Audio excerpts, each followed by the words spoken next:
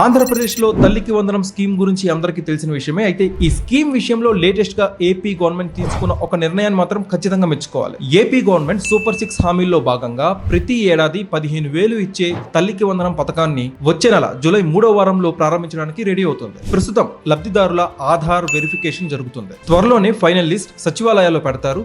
ఆ నిధుల్ని సీఎం చంద్రబాబు గారు రిలీజ్ చేయబోతున్నారు. ఇక్కడ హైలైట్ ఏంటంటే సాధారణంగా ఇలాంటి పథకాలకి సంబంధించిన డబ్బు తల్లి అకౌంట్ లో పడుతుంది. మరి అమ్మా నాన్న లేని అనాథ పిల్లల పరిస్థితి ఏంటి?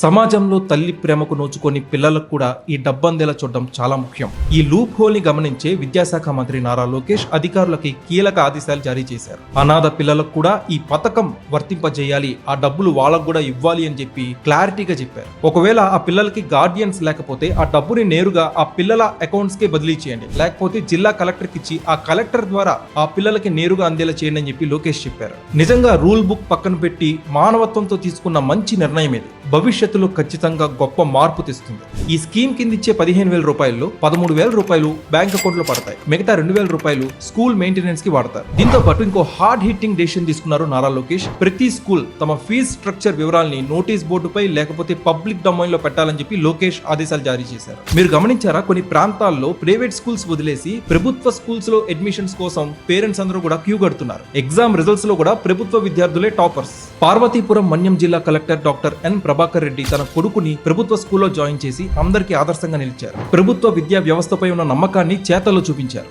అలాగే ప్రముఖ డాక్టర్ నర్తు కృష్ణంరాజు తన కుమార్తెని ప్రభుత్వ స్కూల్లో జాయిన్ చేసి అందరికీ ఆదర్శంగా నిలిచారు. ఇదంతా ఏమీ రాత్రికి రాత్రి జరిగిపోలేదు. ఎడ్యుకేషన్ మినిస్ట్రీ సరైన వ్యక్తి చేతుల్లో ఉంటే సిస్టమ్ ఎలా మారుతుందో చెప్పడానికి ఇది best example. So viewers, AP government schools లో జరిగిన ఈ ట్రాన్స్ఫర్మేషన్ పై, అలానే అనాథ పిల్లలకు కూడా తల్లికి వందనం నిధులు పడాలి అని లోకేష్ తీసుకున్న ఈ నిర్ణయంపై మీ ఒపీనియన్ ఏంటి? కామెంట్ సెక్షన్ లో పంచుకోండి. Thanks for watching this video. Please like, share and subscribe.